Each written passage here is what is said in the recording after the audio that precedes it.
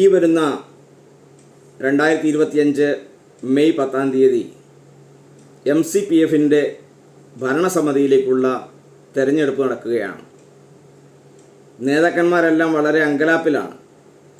കാരണം ഏതെങ്കിലും തരത്തിൽ ആ ഭരണസമിതിയിൽ തങ്ങളുടെ സ്ഥാനം പോയിപ്പോകുമോ എന്നൊരു ഭയം ഉള്ളിൽ കയറിയിട്ട് അവരാൽ ആവോളം പിടിച്ചു നിൽക്കാനുള്ള ഒരു തത്രപ്പാടാണ് പുറത്തുനിന്ന് നോക്കിയാൽ കാണുന്ന നമുക്ക് വീക്ഷിക്കാൻ കഴിയുന്നത്. കാരണം ഇവർ ഇപ്പോൾ കാട്ടിക്കൂട്ടുന്ന ഓരോ പ്രഹസനങ്ങൾ കാണുമ്പോൾ ഇവരെന്താണ് ഇവരുടെ ആത്മീയം, അല്ലെങ്കിൽ ഇവർ വലിയ ആത്മീയതയിൽ വലിയ അത്യുന്നത ശ്രേണി അലങ്കരിക്കുന്നു എന്നൊക്കെ ഉള്ള ഇവരുടെ ആ കാഴ്ചപ്പാട് എന്താണ്? ഒരു അധികാരത്തിനു വേണ്ടി കടിച്ചു തൂങ്ങുന്ന ഈ കസേരയ്ക്ക് വേണ്ടി കടിച്ചു തൂങ്ങുന്നത് കാണുമ്പോൾ ഇത് മാത്രമാണ് ഇത് നാശത്തിലേക്ക് പോകുവാനുള്ള ഏക കാരണവും. ഇതിലുള്ള ഒരെണ്ണം പോലും ഒരു വ്യത്യാസവുമില്ല. എല്ലാവരും ഒരുപോലെ പാപം ചെയ്ത് ദൈവതേജസ്സില്ല എന്ന് ബൈബിൾ പറയുന്നത് പോലെ ഒരു വ്യത്യാസവുമില്ല. സകല എണ്ണവും ഇതിലെ ഇപ്പോൾ ഭാരവാഹികളായിരിക്കുന്ന സകല എണ്ണവും ഒരുപോലെ ഈ പറയുന്ന അധികാരത്തിനും പണത്തിനും വേണ്ടി തങ്ങളുടെ വരുമാനമാർഗം ആയി ഇതിനെ കാണുകയാണ്. ഇതില്ലെങ്കിൽ അവരില്ല, അല്ലെങ്കിൽ ആ പ്രസ്ഥാനമില്ല, ഇവർക്ക് നിലനിൽപ്പില്ല. പ്രസ്ഥാനമില്ല, നല്ല നിലനിൽപ്പില്ല. അതുകൊണ്ട് തന്നെ ഇവർ പരമാവധി അതിൽ കടിച്ചു പിടിക്കാൻ നോക്കുക. അതിൻ്റെ ഒരു പ്രത്യക്ഷമായ അടയാളമാണ് ഇന്നൊരു സർക്കുലർ പ്രത്യക്ഷപ്പെട്ടത്. അത് ഞാൻ നിങ്ങളൊന്ന് വായിച്ച് കേൾപ്പിക്കാം. എന്നിട്ട് അതിലെ ചില നിജസ്ഥിതികൾ നമുക്കൊന്ന് മനസ്സിലാക്കുകയും ചെയ്യാം. ഇന്നലെ 22/4/2025 ഇറങ്ങിയ ഒരു സർക്കുലറാണ്.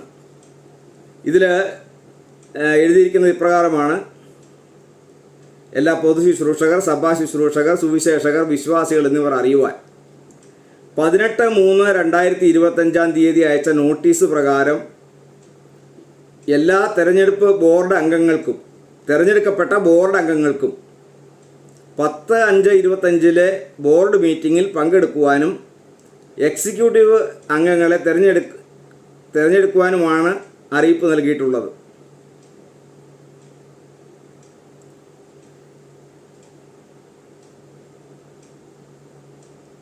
എന്നാൽ ചില ചർച്ചകളിൽ യോഗം കൂടി പുതിയ ബോർഡ് മെമ്പർമാരെ തിരഞ്ഞെടുക്കുന്നതായി അറിയുന്നു. ബോർഡ് നോട്ടീസ് അയച്ച തീയതിക്ക് ശേഷമുള്ള മാറ്റങ്ങൾ അസാധുവാണ് എന്നറിയിക്കുന്നു എന്ന general secretary reverend John Thomas കാഞ്ഞിരമലയുടെ ഒരു അഭിപ്രായമാണ് അതിൽ എഴുതിയിരിക്കുന്നത്. ഇതെന്താണ് ഇദ്ദേഹം ഇങ്ങനെ എഴുതാനുള്ള കാരണം എന്ന് ചോദിച്ചാൽ, എന്നെ സംബന്ധിച്ച് പറഞ്ഞാൽ ഏറ്റവും പ്രധാനമായിട്ട് അത് ഉടുമ്പന്നൂരിൽ നടന്നു വന്ന ചില സംഭവ വികാസങ്ങളുമായിട്ട് ബന്ധപ്പെട്ട് ഇതിനുമായിട്ട് കണക്റ്റഡാണിത്. ഉടുമ്പന്നൂരിൽ കഴിഞ്ഞ ഇതിനു മുമ്പിലത്തെ ഉണ്ടായിരുന്ന ഞായറാഴ്ച പൊതുയോഗം വിളിച്ചു. പൊതുയോഗം വിളിച്ചപ്പോൾ ആ പൊതുയോഗത്തിൽ ഞങ്ങളൊക്കെ അറ്റൻഡ് ചെയ്തു. പൊതുയോഗത്തിൽ സാധാരണഗതിയിൽ ഉടുമ്പന്നൂർ സഭയിൽ പതിവുണ്ടായിരുന്ന ഈ കണക്ക് കാര്യങ്ങളൊക്കെ ഓഡിറ്റ് ചെയ്യുന്ന ഒരു പ്രക്രിയ ഉണ്ടായിരുന്നു. അപ്പോൾ ഈ കണക്ക് അവതരിപ്പിച്ചപ്പോൾ പറഞ്ഞു, ഓഡിറ്റ് ചെയ്താൽ ഈ കണക്കിൻ്റെ കൂടെ ഓഡിറ്റ് ചെയ്ത് കൊണ്ടുവരുന്നതാണ് നല്ലത്. എന്നിട്ടാണ് നമ്മളത് ഇതിനു മുമ്പൊക്കെ അങ്ങനെ ആയിരുന്നല്ലോ എന്ന് പറഞ്ഞു കഴിഞ്ഞപ്പോൾ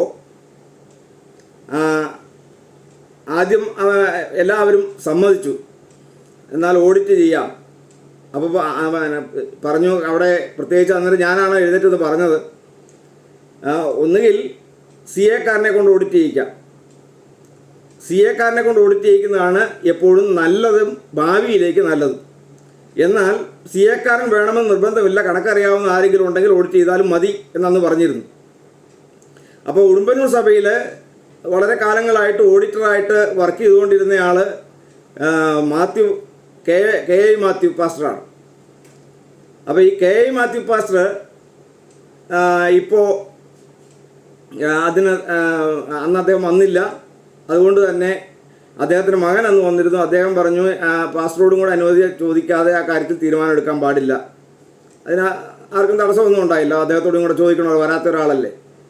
എന്നാൽ അവിടെ സംഭവിച്ച കാര്യമെന്ന് പറഞ്ഞാൽ വേറെ ആരെങ്കിലും, ഇപ്പോൾ അദ്ദേഹം വേണമെന്നില്ല, കണക്കറിയാവുന്ന ആരെങ്കിലും ഒരാൾ ആയാൽ മതി.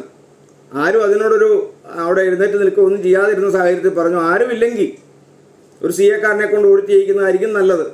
അപ്പോൾ അങ്ങനെ തീരുമാനിച്ച് എന്നു ഓഡിറ്റിങ് കഴിഞ്ഞിട്ട് കണക്ക് അവതരിപ്പിച്ചാൽ മതി, പൊതുയോഗം വന്നിട്ട് മതി എന്നും പറഞ്ഞിട്ട് അവസാനിപ്പിച്ച് അന്ന് പിരിഞ്ഞു. അന്ന് പിരിഞ്ഞതിന് ശേഷം കഴിഞ്ഞ ഞായറാഴ്ച വീണ്ടും ഇവർ കൂടിക്കഴിഞ്ഞ്, അപ്പം അന്ന് ഞങ്ങളൊന്നുമില്ല, ഇവർ ഞായറാഴ്ച കൂടിയതിന് ശേഷം ഒരു സാമ്പിൾ പൊതുയോഗം കൂടെ നടത്തി. ആ സാമ്പിൾ പൊതുയോഗത്തിൽ അതായത് ഈ വരാൻ പോകുന്ന ഞായറാഴ്ച ഏത് രീതിയിൽ നിങ്ങൾ പ്രതികരിക്കണം എന്നതിനെക്കുറിച്ചുള്ള ക്ലാസ് ആയിരുന്നു പാസ്റ്റർ എടുത്തു കൊടുത്തത്. അപ്പോൾ അവർ പറഞ്ഞു നിലവിൽ ഇത് സി എക്കാരനെ കൊണ്ട് ഓഡിറ്റ് ചെയ്താൽ 10-15,000 രൂപ ചിലവാകും. മാത്രമല്ല 2 മാസം താമസം വരും. അപ്പം ബാക്കിയുള്ളവരോടൊക്കെ ചോദിച്ചപ്പോൾ അങ്ങനെ ഒരു ആവശ്യമൊന്നുമില്ല. അപ്പോൾ അതുകൊണ്ട് സി എക്കാരൻ്റെ ആവശ്യമൊന്നുമില്ല, കണക്ക് ഓഡിറ്റ് ചെയ്യുമൊന്നും വേണ്ട, നിങ്ങളങ്ങ് കൈയടിച്ച് പാസ്സാക്കി വെച്ചാൽ മതി. അടുത്ത ഞായറാഴ്ച ഞങ്ങൾ എല്ലാവരും ഈ യോഗത്തിന് വരുമ്പോൾ നിങ്ങൾ ഒന്നിച്ച് നിൽക്കണം, നിങ്ങൾ ഒന്നിച്ച് നിന്നിട്ട് ഇതിന് ഓഡിറ്റിങ് വേണ്ട, അല്ലാതെ തന്നെ പാസ്സാക്കണം എന്ന ഇൻഫർമേഷൻ ഇവർക്ക് കൊടുത്തതിന് ശേഷം അങ്ങനെ തന്നെ മതി എന്ന് പറഞ്ഞ് ഇവർ പിരിയുകയാണ് ചെയ്തത്. അപ്പോൾ ഇനി വരുന്ന ഞായറാഴ്ചയാണ് അടുത്ത പൊതുയോഗം വെച്ചിരിക്കുന്നത്. അപ്പോൾ ഈ 27-ാം തീയതി ഇവിടെ നിലവിലുള്ള എൽദോ പാസ്റ്റർക്ക് ഇവിടെ നിന്ന് സ്റ്റാൻഡ് വിടുകയും ചെയ്യണം എന്നാണ് നിലവിൽ കേട്ടിട്ടുള്ള അറിവ്. അപ്പോൾ അതിനു മുമ്പ് ഇതെല്ലാം ക്ലിയർ ചെയ്ത് പോവുകയും ചെയ്യണം. അപ്പോൾ ആദ്യ പൊതുയോഗത്തിൻ്റെ സമയത്ത് ഒരു കാര്യം കൂടെ പറഞ്ഞിരുന്നു, നിലവിൽ ഉള്ള ഈ കേന്ദ്രത്തിലേക്ക് പോകുന്ന പ്രതിനിധികൾ അവർ അല്പം വിവരമുള്ളവരും വിദ്യാഭ്യാസമുള്ളവരും ആയിരുന്നാൽ നല്ലതാണ്. കാരണം അവിടെ ചെന്നിട്ട് അവരെ ചോദ്യം ചെയ്യാത്ത ഒരാളെയാണ് അവർക്ക് ഇഷ്ടം, അവർക്ക് താല്പര്യം. അപ്പോൾ അവരെ ഏതെങ്കിലും കാര്യത്തിൽ ക്വസ്റ്റ്യൻ ചെയ്യുന്ന ഒരാൾ അവിടെ ഉണ്ടാകാൻ പാടില്ല. അങ്ങനെ വന്നാൽ അവരുടെ സുഗമമായ പോക്കിന് തടസ്സം കടിഞ്ഞാണിടും എന്നൊരു തോന്നൽ അവർക്കുണ്ടായിട്ട് അവരെപ്പോഴും പ്രിഫർ ചെയ്യുന്നത് ഇതിന് മുൻപ് ചെയ്തിരിക്കുന്നതും ഇപ്പോൾ ചെയ്തുകൊണ്ടിരിക്കുന്നതും അവർക്ക് ഇഷ്ടപ്പെട്ട എന്ന് വെച്ച് കഴിഞ്ഞാൽ അവിടെ വന്ന് കമാന്നൊരു അക്ഷരം മിണ്ടാതെ ഇരുന്നോണം, വന്നോണം, ഇരുന്നോണം, പൊക്കോണം, ഇത്രേ ഉള്ളൂ. ഒരു ഉപ്പ് ഇട്ട് കൊടുത്തേക്കണം വേണമെങ്കിൽ. അപ്പോൾ അല്ലാതെ ഒരു കാര്യങ്ങളും അവിടെ സംസാരിക്കാൻ പാടില്ല. അതാണ്, അങ്ങനെയുള്ളവരെയാണ് അവർ സെലക്ട് ചെയ്യുന്നത്. ഇനി അങ്ങനെ ആ ഒരു കാര്യത്തെ സംബന്ധിച്ച് ഞാൻ പാസ്റ്ററുമായിട്ട് സംസാരിച്ചപ്പോൾ അദ്ദേഹം പറഞ്ഞു ഇവിടെയുള്ള സുവിശേഷകർ പോലെയുള്ള അങ്ങനെയുള്ള ആളുകളെ ആയിരിക്കണം തിരഞ്ഞെടുക്കപ്പെടേണ്ടത്, അങ്ങനെയുള്ള ആളുകളിൽ നിന്നാണ് തിരഞ്ഞെടുക്കുന്നത് എന്നൊക്കെ പറഞ്ഞ് വെറുതെ ആവശ്യമില്ലാത്ത കാര്യങ്ങളൊക്കെ അദ്ദേഹം പറയുകയുണ്ടായി. അപ്പോൾ ഇതൊന്നും ഭരണഘടനയിലുള്ള കാര്യങ്ങളൊന്നുമല്ല, ഇതൊക്കെ ഇവർ തന്നെ എഴുതി ചേർത്തുണ്ടാക്കുന്ന കാര്യങ്ങളാണ്. അതുപോലെ ഒരെണ്ണമാണ് ഇപ്പോൾ ഈ പറയുന്ന ജനറൽ സെക്രട്ടറി അദ്ദേഹം അയച്ചിരിക്കുന്ന ഈ പരിപാടി, ഈ ഒരു ലെറ്റർ. അതിൻ്റെ പൊള്ളത്തരം എന്താണെന്ന് അറിയണമെങ്കിൽ ഇദ്ദേഹം എഴുതിയിരിക്കുന്നത് കഴിഞ്ഞ 18-ാം തീയതി അവരയച്ച ലെറ്ററിന് ശേഷം അവിടെ നിന്ന് പുതുതായിട്ട് ആരെയും തിരഞ്ഞെടുത്ത് ബോർഡ് യോഗത്തിലേക്ക് തിരികെ കയറ്റരുത്. ഇതവർ പറയുന്നതിൻ്റെ ഒന്നാമത്തെ കാര്യം, പലരും ഇവർക്ക് അനഭിമതരായിട്ടുള്ള പലരും ബോർഡ് യോഗത്തിലേക്ക് വന്നെങ്കിലോ എന്ന ഉൾഭയം തട്ടിയിട്ടാണ്. നമുക്കതിനെ സംബന്ധിക്കുന്ന നിലവിലുള്ള ഭരണഘടന ഒന്ന് വായിച്ചു നോക്കാം. ഈ ഭരണഘടനയിൽ കൃത്യമായി എഴുതിയിട്ടുണ്ട് ആർക്കാണ് ഒരു ഈ പറയുന്ന ബോർഡ് യോഗത്തിലേക്ക് ഒരു സഭയുടെ പ്രതിനിധിയായിട്ട് പോകാവുന്നത്. അവരൊരു ചെറിയ അമെൻമെൻ്റൊക്കെ നടത്തിയിട്ടുണ്ട്. അതനുസരിച്ച് ആ അമെൻമെൻറ്റ് പാലിച്ച് മാത്രം പോയാൽ മതി, അതൊന്നും കുഴപ്പമൊന്നുമില്ല. പക്ഷേ ഇവിടെ പറയുന്ന കാര്യം എന്ന് പറഞ്ഞാൽ, അതായത് ഇവർ കൽപ്പന പുറപ്പെടുവിച്ച നാൾ മുതൽ എന്ന് പറഞ്ഞു കഴിഞ്ഞാൽ 18-ാം തീയതി ഇവർ എഴുതിയ ഒരു സർക്കുലറിന് ശേഷം ഇനി ആരെങ്കിലും പുതിയതായിട്ട് കയറാമെന്ന് വിചാരിക്കേണ്ട. അതിനുശേഷം ഏതെങ്കിലും സഭ പുതിയ ആളുകളെ തിരഞ്ഞെടുത്താൽ അത് അസാധുവാണെന്നാണ് അദ്ദേഹം പറഞ്ഞിരിക്കുന്നത്. അത് ഏത് നിയമത്തിൻ്റെ അടിസ്ഥാനത്തിലാണ് അദ്ദേഹത്തിന് അസാധു എന്ന് എനിക്ക് മനസ്സിലായിട്ടില്ല. ഏതായാലും ഭരണഘടനയിൽ എന്താണ് പറയുന്നത് എന്നുള്ള കാര്യം ഞാൻ നിങ്ങളെ വായിച്ച് കേൾപ്പിക്കാം. ഭരണഘടനയിൽ ഈ എക്സിക്യൂട്ടീവ് കമ്മിറ്റി അല്ല, ബോർഡ് യോഗത്തിലേക്ക് തിരഞ്ഞെടുക്കപ്പെടേണ്ട ഒന്നാമത്തെ യോഗ്യത എന്ന് പറയുന്നത് തന്നെ അദ്ദേഹം ഒരു സംഘടനയുടെ പ്രഥമ മെമ്പറായിരിക്കണം. അപ്പോൾ ആ മെമ്പറാവാൻ എന്തെല്ലാം യോഗ്യത വേണോ അതെല്ലാം ഇതിൻ്റെ 11-ൻ്റെ 1 മുതൽ ABCDEF എന്ന് പറഞ്ഞിട്ട് പല ഇതായിട്ട് കൊടുത്തിട്ടുണ്ട്. ആ യോഗ്യതയാണ് ഉള്ളവരാണ് ഒരു മെമ്പർ ആകാൻ പറ്റുള്ളൂ, ഒരു അംഗമാകാൻ പറ്റുള്ളൂ. ആ അംഗമായിരിക്കണം. കൂടാതെ ഏതെങ്കിലും ഒരു പ്രാദേശിക ഗ്രൂപ്പോ അല്ലെങ്കിൽ പ്രാദേശിക സഭയോ നിർദ്ദേശിക്കുന്ന ആളുകളുമായിരിക്കണം. ഇനി ഈ പ്രാദേശിക സഭ നിർദ്ദേശിക്കുന്ന ആളുകളുടെ അവരെത്ര വർഷം ഇരിക്കണമെന്നും എപ്പോഴൊക്കെ അവരെ പിൻവലിക്കണമെന്നും ഒക്കെ തീരുമാനിക്കാനുള്ള അധികാരം ഈ പറയുന്ന സഭയ്ക്കാണ്, അല്ലാതെ സംഘടനയ്ക്കല്ല. സഭയ്ക്കാണ് തീരുമാനിക്കേണ്ടത്. ആര് പോകണം, എപ്പോൾ പോകണം, എങ്ങനെ പോകണം എന്നൊക്കെ തീരുമാനിക്കുന്നത് സഭയാണ്. അപ്പോൾ സഭയ്ക്ക് തീരുമാനിക്കാനുള്ള റൈറ്റുണ്ട്. ഇപ്പോൾ നിലവിൽ പോകുന്ന ആൾ വേണ്ട, അയാളെ പിൻവലിക്കണമെന്ന് സഭയ്ക്ക് തോന്നിയാൽ അവർക്ക് അപ്പോൾ പിൻവലിച്ച് അടുത്തയാളെ വിടാം. പക്ഷെ അത് കേന്ദ്രത്തിലെ കൗൺസിൽ അംഗീകാരയോഗ്യമല്ലാതെ വരണമെങ്കിൽ അതിന് മുകളിൽ ചില കാര്യങ്ങൾ പറയുന്നുണ്ട്, ഇന്ന യോഗ്യതകൾ പറയുന്നുണ്ട്. ആ യോഗ്യതകളിൽ എന്തെങ്കിലും തെറ്റിച്ചാൽ മാത്രമേ അവർക്ക് അതിൽ നിന്ന് ഇവരെ പിൻവലിക്കണമെന്ന് സഭയോട് ആവശ്യപ്പെടാനും സഭ അത് അംഗീകരിക്കാതെ വന്നാൽ സ്വമേധ അവരെ ഒഴിവാക്കാനുമുള്ള അധികാരമുള്ളൂ. അല്ലാതെ ഇവർ ഈ പറയുന്ന നാടകമെല്ലാം ചുമ്മാ നുണയാണ്. അതാണ് എനിക്ക് ഈ നേതൃത്വത്തിൻ്റെ ഏറ്റവും ഇഷ്ടപ്പെടാത്ത കാര്യം എന്ന് പറയുന്നത്, ഇവർ നുണയെ കൊണ്ട് അഭിഷേകം ചെയ്യുന്നതാണ്. ഇവരുടെ അഭിഷേകം എന്ന് പറയുന്നത് ഭോഷ്കിൻ്റെ ആത്മാവിൻ്റെ അഭിഷേകമാണ്. അതുകൊണ്ടാണ് ഇവർ നുണ പറഞ്ഞ് കാര്യങ്ങൾ പോകുന്നത്. അദ്ദേഹം തന്നെ ആ എൽദോ പാസ്റ്റർ വേറൊരു കാര്യത്തിന് വേണ്ടിയിട്ട്, അതായത് എൻ്റെ പിതാവിൻ്റെ പൈസ മോഷ്ടിച്ചതുമായിട്ട് ബന്ധപ്പെട്ട് എത്ര ക്രിസ്റ്റൽ ക്ലിയർ ആയിട്ടുള്ള കാര്യങ്ങളുണ്ട് അതിനകത്ത് എഴുതിയിട്ട് അദ്ദേഹത്തിൻ്റെ വാക്കുകളിൽ നിന്നും ഒക്കെ കൃത്യമായിട്ട് തെളിയിച്ചതാണ്. എന്നിട്ടും ഇന്നും അവർ പറയുന്നത് അദ്ദേഹത്തിന് യാതൊരു തെറ്റും ചെയ്തിട്ടില്ല, അദ്ദേഹം ഒരു തെറ്റുകാരനേ അല്ല എന്നാണ് ഇവർ പറയുന്നത്. എന്നിട്ട് അതിൽ തന്നെ പറഞ്ഞിട്ടുണ്ട്, നടന്ന ശരിയായ സംഭവം നാട്ടുകാരറിഞ്ഞാൽ ഉണ്ടാകുന്ന ഭവിഷ്യത്ത് എന്താണെന്ന് പാസ്റ്റർക്ക് അറിയാമല്ലോ എന്നുള്ള വാട്സാപ്പ് സന്ദേശം കൂടെ ഞാൻ അയച്ചതാണ്. അപ്പോൾ ഇത്ര മാത്രം അധപ്പതിച്ച ഈ നേതൃത്വം എന്ന് നന്നാകുന്നോ, അല്ലാതെ ഈ സഭയും ഈ സംഘടനയും ഒരിക്കലും നന്നാവുകയില്ല. നമുക്ക് ആ പറഞ്ഞ വിഷയത്തിലേക്ക് വരാം. അതിൻ്റെ ആ പ്രധാന കാര്യങ്ങൾ മാത്രം ഒന്ന് വായിച്ച് കേൾപ്പിക്കാം.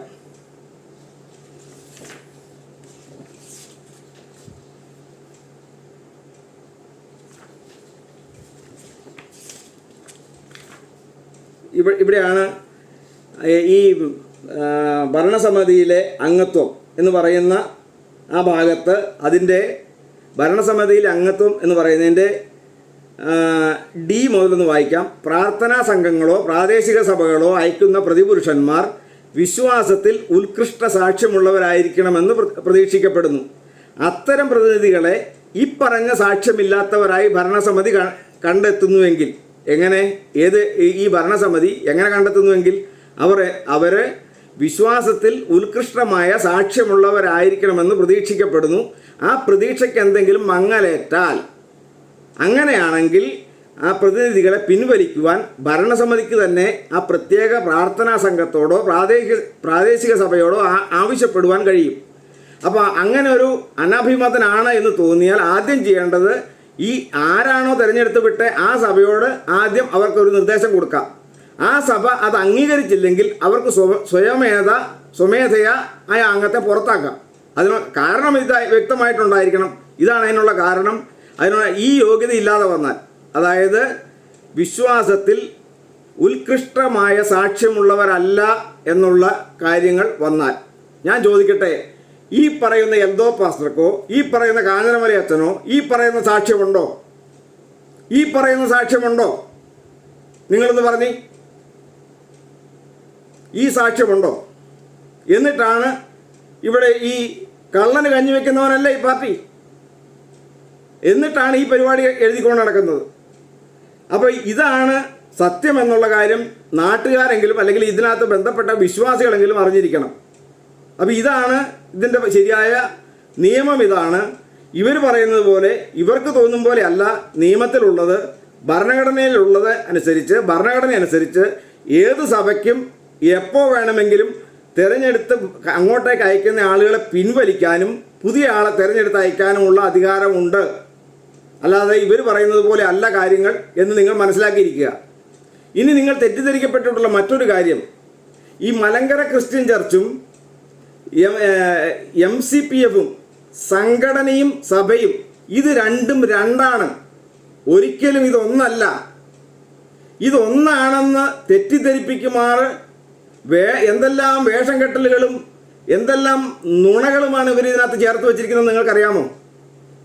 ആദ്യ കാലഘട്ടത്തിൽ മലങ്കര ക്രിസ്ത്യൻ പ്രയർ ഫെലോഷിപ്പിന്, അതായത് എൻ്റെ പിതാവ് മരിക്കുന്നത് വരെ ഉള്ള ഇന്ന് വരെ MCC എന്നൊരു ലോഗോ MCPF-ൻ്റെ ഒരു ലെറ്റർ പാഡിലും ഇല്ലായിരുന്നു. എന്നാൽ ഇന്ന് നിങ്ങൾ നോക്കുക, ഇത് നോക്ക്, മലങ്കര ക്രിസ്ത്യൻ പ്രയർ ഫെലോഷിപ്പ് എന്നും പറഞ്ഞിട്ട് എഴുതി വെച്ചിട്ട് ഇതിനകത്ത് കാണിക്കുന്ന ലോഗോ മലങ്കര ക്രിസ്ത്യൻ ചർച്ചിൻ്റെയാണ്. ഒന്നാമത്തെ തട്ടിപ്പ്. അപ്പോൾ ഇത് ആളുകളെ കൺഫ്യൂഷൻ ആക്കുക, ആളുകളെ തെറ്റിദ്ധരിപ്പിക്കുകയാണ്. അതുപോലെ തന്നെ ഒരു കാര്യം നിങ്ങൾ മനസ്സിലാക്കുക, ഈ 50 രൂപ കൊടുത്ത് അല്ലെങ്കിൽ 1000 രൂപ കൊടുത്ത് നമ്മൾ എടുക്കുന്ന ഈ പറയുന്ന മെമ്പർഷിപ്പ് അത് മലങ്കര ക്രിസ്ത്യൻ ചർച്ചിൻ്റേതല്ല, MCPF എന്ന് പറയുന്ന സംഘടനയുടേതാണ്. അല്ലാതെ MCPF-ഉം MCC-യും രണ്ടും രണ്ടാ, യാതൊരു സംശയവും വേണ്ട. എൻ്റെ പിതാവ് ഇരുന്ന സമയത്ത് എഴുതിയ വ്യക്തമായിട്ടുള്ള ഒരു സർക്കുലർ ഞാൻ നിങ്ങൾ വായിച്ചു കേൾപ്പിക്കാൻ പോവുകയാണ്. അതിൻ്റെ പ്രധാന ഭാഗം മാത്രം വായിച്ചു കേൾപ്പിക്കുന്നുള്ളൂ. അതിനകത്ത് പ്രധാനമായിട്ടുള്ള 2 കാര്യങ്ങൾ പറയുന്നുണ്ട്. ആ 2 കാര്യങ്ങളും നിങ്ങളുടെ ശ്രദ്ധയിലേക്ക് വരുത്താൻ വേണ്ടിയിട്ട് നിങ്ങൾ ഇത് ശ്രദ്ധിച്ച് കേൾക്കുകയും നിങ്ങളുടെ ചർച്ചിൽ നിന്ന് ആ സർക്കുലർ എടുത്ത് പരിശോധിക്കുകയും ചെയ്യണം. 16/4/2005 നമ്പർ 001/MCPF/99 എന്ന ഇതിൽ എഴുതിയിട്ടുള്ള ഇറക്കിയിട്ടുള്ള ഈ സർക്കുലറിൽ വളരെ കൃത്യമായി പറയുന്ന 2 കാര്യങ്ങൾ. ഒന്ന്, ട്രസ്റ്റി, സെക്രട്ടറി, കമ്മിറ്റി അംഗങ്ങൾ നിയമനം. അതിനെക്കുറിച്ച് എന്താണ് പറഞ്ഞിരിക്കുന്നതെന്ന് നിങ്ങൾ നോക്കുക. മലങ്കര ക്രിസ്ത്യൻ സഭയിലെ സ്ഥലം സഭകളിൽ അധികമിടത്തും ഇതുവരെയും വരവ് ചെലവ് കണക്കുകൾ വേണ്ടവണ്ണം എഴുതി തയ്യാറാക്കി സഭയെ അറിയിച്ചിട്ടില്ല. രജിസ്റ്ററുകളും രേഖകളും എഴുതി തയ്യാറാക്കിയിട്ടില്ല. ആയതിനാൽ സഭാ പൊതുയോഗം കൂടി പണവും കണക്കുകളും സത്യസന്ധമായും വിശ്വസ്തമായും കൈകാര്യം ചെയ്യുവാൻ പറ്റുന്ന വ്യക്തിയെ ട്രസ്റ്റിയായി തിരഞ്ഞെടുത്ത് ക്രമീകരിക്കേണ്ടതാണ്. കേട്ടോ, എത്ര ക്രിസ്റ്റൽ ക്ലിയർ ആയിട്ടാണ് എഴുതി വെച്ചേക്കണമെന്ന്. എന്നിട്ട് ഇത്ര വിശ്വസ്തമായി കണക്കും കാര്യങ്ങളും കൈകാര്യം ചെയ്യുന്ന ഒരാൾക്ക് എന്തിനാണ് ഒരു ഓഡിറ്റിനെ പേടിക്കുന്നതെന്നാണ് എനിക്ക് മനസ്സിലാക്കാൻ കഴിയാത്തത്. എന്തിനാണ് ഒരു ഓഡിറ്റിനെ പേടിക്കുന്നത്? ഒരു ഓഡിറ്റ് ചെയ്യണമെന്ന് പറഞ്ഞു കഴിഞ്ഞപ്പോൾ അതിന് ഭയം എടുക്കുന്നത്, അതിനെതിരെ ചിന്തിക്കുന്നത്, അതിനെതിരെ ഒറ്റക്കെട്ടായി മറ്റുള്ള സഭാജനങ്ങളെ കബളിപ്പിച്ചുകൊണ്ട് അവരെ ഒന്നാക്കി നിർത്തി അതിനെതിരെ പ്രതികരിക്കണമെന്ന് ഒരു സഭയിലെ പാസ്റ്റർ ആ സഭയോട് വിളിച്ചു പറയുമ്പോൾ എന്താണ് അതിൻ്റെ ഉദ്ദേശം? നിങ്ങൾക്ക് സത്യസന്ധതയുണ്ടെങ്കിൽ, നിങ്ങൾക്ക് നേരുണ്ടെങ്കിൽ നിങ്ങൾ എന്തിനെ നേരിടണം? നിങ്ങൾ സത്യസന്ധരാണെന്ന് തെളിയട്ടെ. അപ്പോൾ രണ്ടാമത്തെ കാര്യം, പാസ്റ്റർ ട്രസ്റ്റിയും തിരഞ്ഞെടുക്കപ്പെടുന്നയാൾ കൂട്ട ട്രസ്റ്റിയുമായിരിക്കുന്നതാണ്.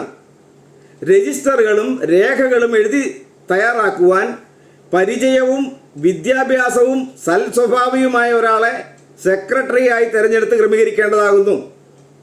കണ്ടോ എത്ര കൃത്യമായിട്ട് എഴുതി വെച്ചേക്കണമെന്ന്.